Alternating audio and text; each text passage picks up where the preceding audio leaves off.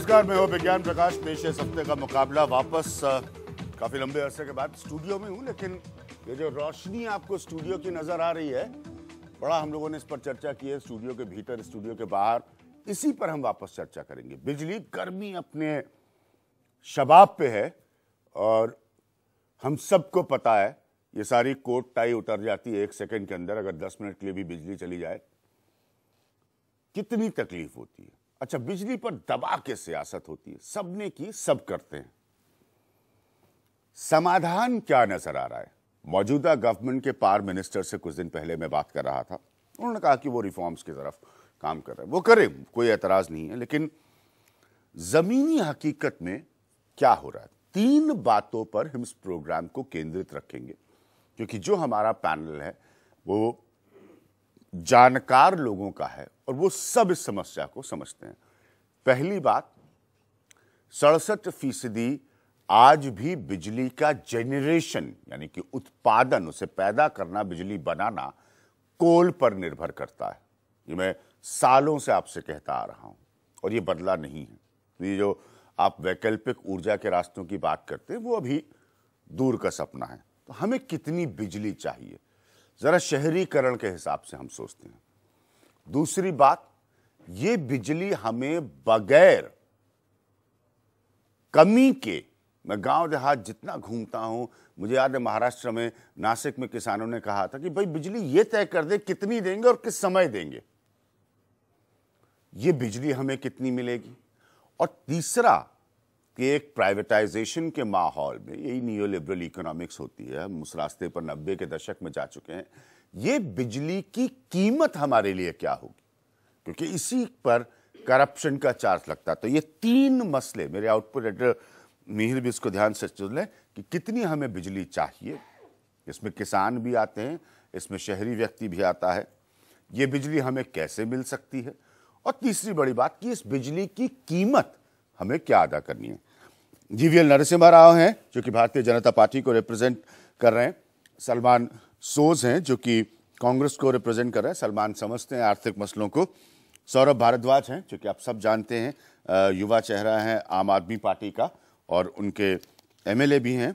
राजीव काकेरिया हैं, एक एक्टिविस्ट हैं, बिजली के मसले पर बहुत काम करते रहते हैं। और मित्तल साहब के बगैर हमारी चर्चा बिजली पर अधूरी रह जाएगी। मेरे मित्तल जी, हम लोग बहुत तमाम कार्यक्रम कर चुके। 3 बड़े बुनियादी सवाल है ताकि ये आंकड़ेबाजी में फंसे नहीं, आप लोग समझिए। क्योंकि अभी मैं ये नौजवानों से पूछ रहा था शो से पहले, मैंने कहा भाई कितनी बिजली आती है, तो किसी ने कहा 2 घंटे कट जाती है, 3 घंटे कट जाती है। तो आम जनता को इसी की चिंता है। सबसे पहली बात कि हमें बिजली चाहिए कितनी जो उस स्तर पर बनी रहे। मित्तल साहब, आप हमारे सबसे पुराने एक्सपर्ट हैं, जरा बताइए। सलाह तो ऐसे आपने अरविंद केजरीवाल को भी दी थी, सुनी नहीं उन्होंने।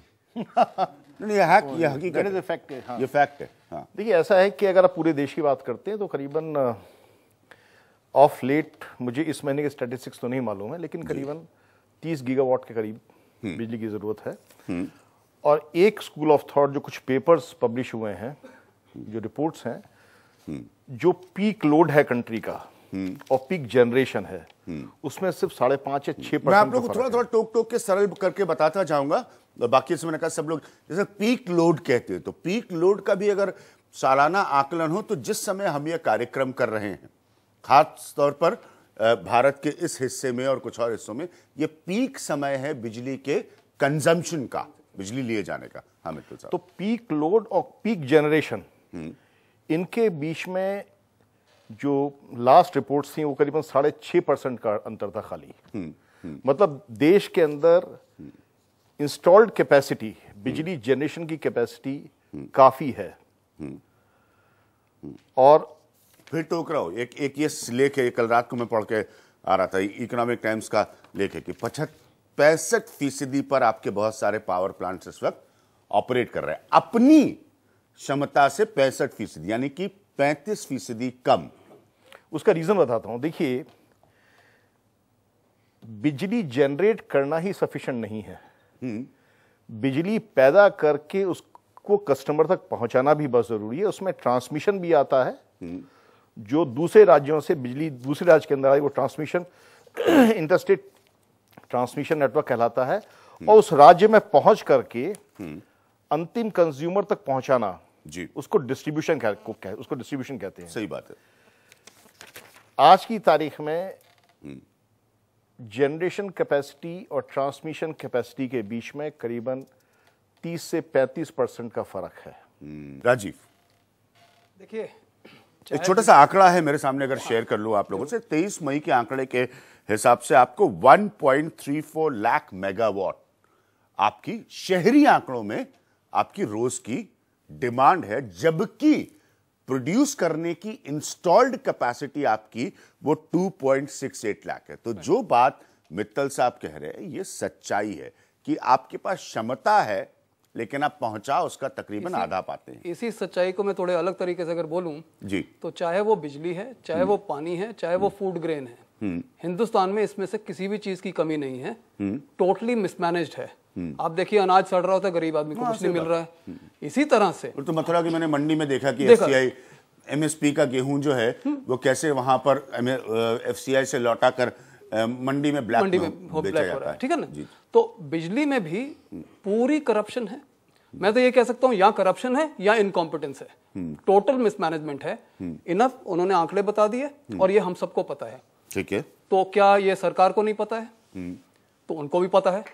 तो विच मीन्स के प्रॉब्ली यू आर इधर, जैसे मैंने बताया कि इनकॉम्पिटेंट है, यू कांट हैंडल। लेकिन वही ये इंपॉर्टेंट है क्योंकि कांग्रेस भी इस समस्या से गुजरी है। सवाल ये है कि आपके कंकरेंट लिस्ट के हिसाब से स्टेट सब्जेक्ट है, ठीक है। तो एक लेवल के बाद, इसीलिए मैं इनके भी पावर मिनिस्टर से यही पूछ रहा था। मैं ये प्रश्न सुशील कुमार शिंदे से ही पूछ रहा था कि आप कह सकते हैं कर बहुत कम सकते हैं, तो क्या आप रेगुलेटर भी हैं?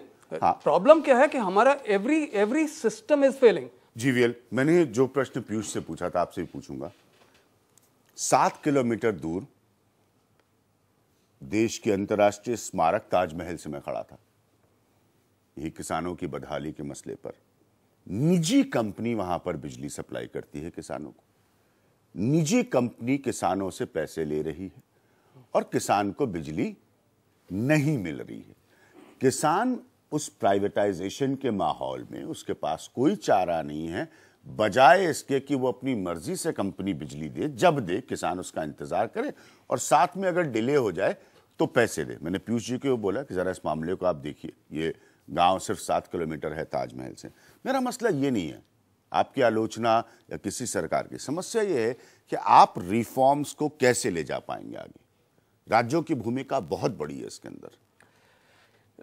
एक बहुत बड़ा सवाल है। जिन राज्यों ने सही पहल किया था, अब खासकर मैं गुजरात का ही एग्जाम्पल दूंगा क्योंकि प्रधानमंत्री उस राज्य के, मोदी जी 12 साल तक वहां मुख्यमंत्री के रूप में काम किए। ये जो बाकी राज्यों में हालत है वही हालत गुजरात में भी थी 12 साल पहले। लेकिन पिछले 10 साल में किस प्रकार वहां की स्टेट गवर्नमेंट की पहल के कारण, नहीं, ज्योतिग्राम वहां 24 घंटा बिजली मिलता है, आज से नहीं, कई साल से, कम से कम 8-10 साल से। हिंदुस्तान में भी 24 घंटा दिलवा नहीं, देखिए इसमें राज्य सरकार की गवर्नेंस बहुत बड़ी उसमें रोल अदा करता है। केंद्र सरकार यहाँ से नहीं। आप गुजरात में देखिए, जहां गुजरात में 24 घंटा ज्योतिग्राम योजना के तहत पिछले 8-10 साल से बिजली मिल रहा था, महाराष्ट्र में, बगल राज्य में गुजरात के, वहां क्या हालत थी? 15 साल में गुजरात, मुंबई तक शहर को बिजली नहीं मिलती है। मुंबई में क्या हालत है आप बेहतर जानते हैं मेरे से। तो इसलिए राज्य की जो स्टेट लेवल गवर्नेंस जो है ये बहुत बड़ा रोल अदा करता है इसमें, और इसमें कई राज्य फेल हो चुके हैं। जिन राज्यों ने रिफॉर्म्स को सही ढंग से इंप्लीमेंट किए हैं, ये एक इकोनॉमिक गुड है, एक इकोनॉमिक प्रोडक्ट है, तो बिजली के लिए आपको पे करना पड़ेगा। सलमान सोज और सौरभ जी को लाऊंगा तुरंत। रिफॉर्म से ज्यादा गवर्नेंस की समस्या है। 2011 के आंकड़ों के हिसाब से सेंसस, क्योंकि एक समय बीत चुका है, 8 करोड़ ऐसे हाउस होल्ड हैं, यानी कि घर हैं, स्वाभाविक है ये संख्या अब तक बढ़ गई होगी, जो मिट्टी के तेल से अपने घर को रोशन कर रहे हैं। 8 करोड़। सलमान सोज, देखिए, प्रॉब्लम तो ये बहुत कॉम्प्लेक्स है, इसमें कोई सिंपल सोल्यूशन नहीं है। ठीक है, जो बाकी लोगों ने भी कहा मैं इससे बहुत सहमत हूँ। जीवीएल जी ने जो गुजरात के बारे में कहा उससे भी सहमत हूँ, लेकिन ये जान लीजिए कि बाकी स्टेट्स ने गुजरात से भी अच्छा किया है।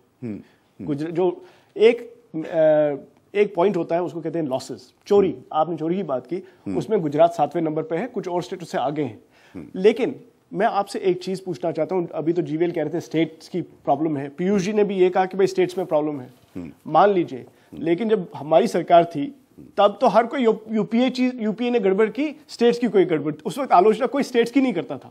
इस वक्त अब सरकार इनकी है, टीम इंडिया कॉन्सेप्ट भी आ गया, कोऑपरेटिव फेडरलिज्म भी आ गया।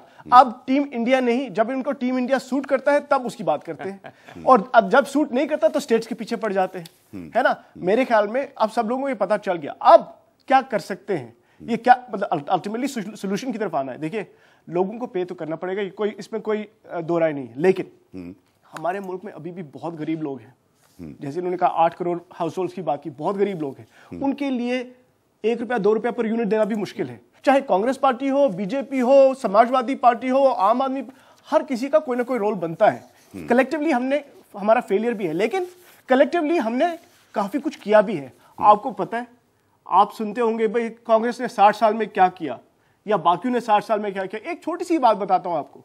आपको पता है कि हमारी जनरेशन कैपेसिटी 1947 में क्या थी? 1300 मेगावाट। आज 2,61,068 मेगावाट। एक per capita consumption of power, per capita यानी कि एक इंसान कितना पावर कंज्यूम करता है, उस टाइम पे 60 किलोवाट आवर, आज 1000 किलोवाट आवर से आगे। ये नहीं कि हम सब ने मिलकर कुछ नहीं किया है, लेकिन इतना बड़ा मुल्क है, इसकी प्रॉब्लम्स इतनी हैं, और इतने स्टेट सेंटर की रिलेशंस भी हैं, लेकिन हमको मिलजुल के कुछ करना पड़ेगा। और पेमेंट के बगैर नहीं मिल सकता, लेकिन जिन गरीब लोग हैं वो पीछे ना रह जाए, उनकी जिंदगी भी आगे चले, उनका भी सोचना पड़ेगा। रेगुलर मिलने का सौरभ, आप लोगों ने, मैं आऊंगा, एक सबकी बातें पूरी है, आप लोग एक दूसरे को रिएक्ट करिएगा, मुझे कोई एतराज नहीं सौरभ, क्योंकि आप लोगों ने भी बहुत पॉपुलर बातें की बिजली के ऊपर। ये लोग अभी भी गुजरात का मॉडल विज्ञापन कर रहे हैं उसका। मेरी समस्या ये है कि या तो सब्सिडी पॉलिटिक्स होने लगती है। मुझे पंजाब और हरियाणा के मुख्यमंत्री याद हैं जो 90 के दशक की सियासत के समय खुलेआम वादे करते थे। आपको याद होगा मित्तल साहब, किसानों के लिए फ्री बिजली, और मैं तब कहता था, अब थोड़ी बेहतर समझ है मेरी, कि भाई ये समझ में नहीं आता। आप लोगों ने भी खूब बिजली पर नौटंकी की, अरविंद केजरीवाल चढ़ चढ़ के तारे काट देते थे, तो अब क्या? अब आप बताइए क्या? करप्शन आप लोगों ने उजागर किया, FIRs की, सब किया, वेलकम, SIT की, सब किया, अब क्या? देखिए, बिजली सबकी ज़रूरत है और ये बात सब लोग जानते हैं, और पहले सरकार अपने तरीके से बिजली की ट्रांसमिशन हो, डिस्ट्रीब्यूशन हो, बनाने की बात हो, वो सारी चीज़ें करती थी। पर जब से इसके अंदर कुछ प्राइवेट प्लेयर्स आए हैं, हालांकि बड़े बड़े अच्छे अच्छे शब्द हैं जिसके लिए इस्तेमाल किए जाते हैं, रिफॉर्म्स कहते हैं, कभी विकास शब्द का इस्तेमाल किया जाता है, मगर हुआ ये कि विकास, रिफॉर्म्स और इन सब चीज़ों के बीच कुछ प्राइवेट प्लेयर्स को, क्योंकि ये इतना ही अगर नुकसान वाला काम होता तो ना रिलायंस इसके अंदर होती, और अदानी भी सबसे बड़े पावर प्लेयर हैं आजकल इंडिया के अंदर, पावर इंडस्ट्री से ही जुड़े हुए हैं। तो इतना ही अगर नुकसान का ये क्षेत्र होता तो इतने बड़े बड़े प्लेयर्स इसके अंदर मुनाफा नहीं कमा रहे होते। हुआ ये जो हमें समझ में आता है, हो सकता है कि हम गलत हों, ठीक है, मगर हमें ऐसा लगता है कि इस पूरे के पूरे सिस्टम को इतना ज्यादा इसके ऊपर पर्देदारी करी गई कि आम आदमी को दिन रात इस चीज पे शक रहता है कि इसके अंदर बड़ा भ्रष्टाचार चल रहा है। और हम जिस मूवमेंट को आगे लेके चले वो हमारी बनाई हुई मूवमेंट नहीं थी। मुझे लग रहा है मित्तल साहब हैं, ककरिया साहब हैं, इनके जैसे हजारों RW एक्टिविस्ट इस मूवमेंट को लगातार चला रहे थे कि दिल्ली के अंदर जो रेगुलेटरी एजेंसी है DRC, वो काम नहीं कर रही जिसको उसको काम करना चाहिए। उसकी शायद बिजली की कंपनियों से कुछ ऐसी बातचीत है कि बिजली की कंपनियां और रेगुलेटर और जो उस वक्त सरकार थी मिल के जनता को लूट रहे हैं। और हमने एक पॉलिटिकल पार्टी होने के नाते उनके उस पक्ष को आगे रखा, लोगों को वो पक्ष पसंद आया, और अब आगे बात चल रही है। ठीक है, जीवीएल नरसिम्हा राव, उसका मैं नहीं आऊंगा, सीधा सीधी बहस लाऊंगा, एक इस सेगमेंट को यहीं क्लोज करना है। हाँ, आप कुछ कहना चाह रहे थे जीवीएल और VK मित्तल साहब, सीधी सीधी बहस लाएंगे, फिर हम पूछेंगे फिर क्या है भाई इस मुल्क में, या तो बिजली सिर्फ सरकारी कंपनियां पैदा करें, खत्म करें प्राइवेट उत्पादन को। पहले सलमान सोज अभी हाँ अभी 1947 की बात कर रहे हैं। हाँ। शायद इस कमरे में कोई भी 1947 में कोई बात ही नहीं, कोई शायद उस समय कोई भी यहाँ ग्रुप में जो है जो पैदा नहीं हुए।